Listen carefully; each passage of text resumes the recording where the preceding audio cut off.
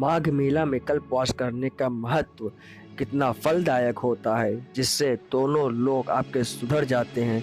आपके कर्मों का फल एक पुण्य कल में भी बदल जाता है। कल्पवास किस तरीके से होता है, कितना कठोर होता है और उसका क्या फल मिलता है, जाने जगत गुरु श्री कृष्णाचार्य जी महाराज से कि ये कल्पवास आखिर क्यों करते हैं। कृष्णाय वासुदेवाय हरे परमात्मने प्रणतक्लेशनाशाय गोविंदाय नमो नमः। ये भारत ऋषि प्रधान देश है। हम ऋषियों की कल्पना केवल लोक तक नहीं है, शरीर छूटने के बाद ये आत्मा कहाँ जाती है, इस पे भी ऋषियों ने विचार किया है। तीर्थ में इस तीर्थराज प्रयाग में कल्पवास करने से लोक और परलोक दोनों सुधरता है। आत्मा अजर अमर शाश्वत है। शरीर जला दिया जाता है पर आत्मा नित्य अजर अमर शाश्वत है।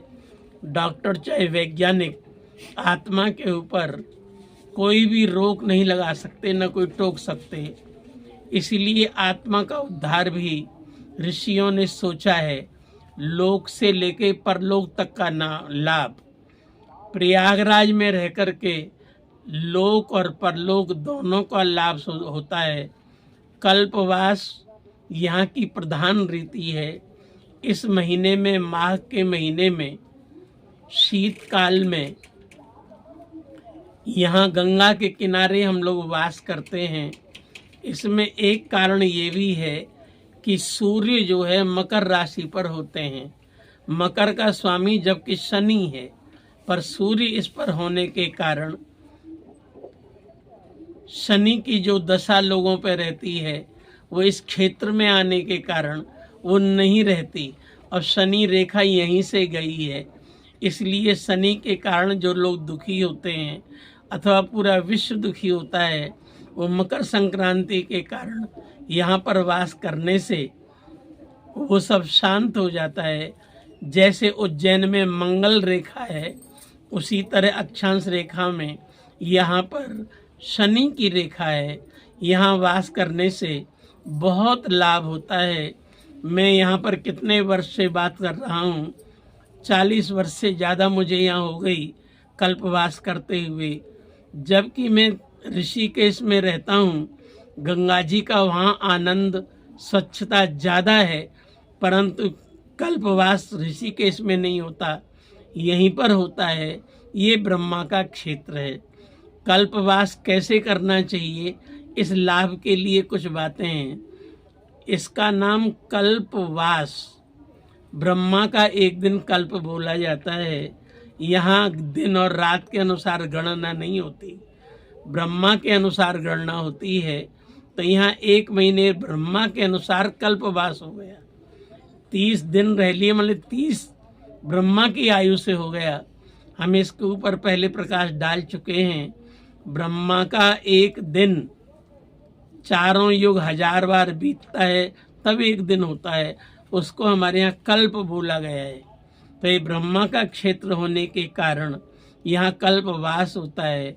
गंगा जमुना आदि नदियों का यहाँ सरस्वती का संगम है। अब रही कल्पवास कैसे करना चाहिए, इस विषय में हमारा यही कहना है कि यहाँ कल्पवास ये प्रधान है। वास माने रहना, और यदि गंगा स्नान है तो वो उसका अंग है। यदि आप गंगा स्नान करते हैं तो बहुत अच्छी बात है, पर मान लो नहीं भी कर रहे हैं तो कल्पवास का अपना ही महत्व है। गंगा जी के दर्शन मात्र से मुक्ति हो जाती है, परंतु यहाँ कल्पवास इस भूमि में बड़ा दिव्य होता है।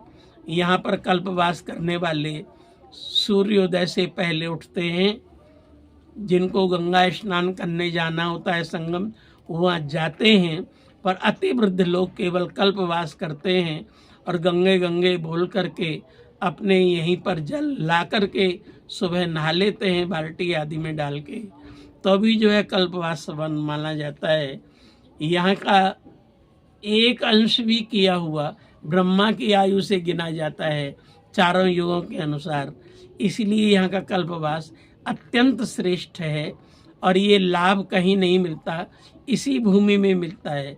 कल्पवास करने वाले बहुत से एक समय भोजन करके रहते हैं, परंतु इस विषय में हमारा ये कहना है भोजन तो एक समय करना ही चाहिए, पर भगवान का प्रसाद जितनी बार मिले उतनी बार खाना चाहिए। यही सच्चा कल्पवास है, पूर्णिमा से पूर्णिमा तक। और यहाँ पर कुछ विशेष भजन, विशेष ध्यान, विशेष पूजन, भगवान की कथा, ये सब श्रवण करना चाहिए।